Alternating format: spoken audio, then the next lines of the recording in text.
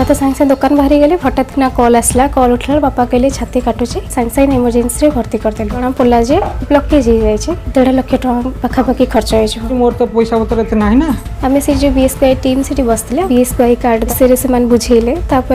टिके साहस आसला हमको कहले तमरा फ्री ट्रीटमेंट एथरा हबो। आज आम मुख्यमंत्री नवीन बाबू को आज मो बापा भल होइके सुस्थ चिकित्सा खर्च पई आउ नाही डर नवीन बाबू देइछंती बिजु स्वास्थ्य कल्याण योजना रे स्मार्ट कार्ड विजु स्वास्थ्य कार्ड जो पुरुष मान को 5 लाख जोटा कि महिला मान को 10 लाख तार सुविधा एते भरपूर भाव में माने पाउचु नवीन बाबू बहुत बहुत धन्यवाद।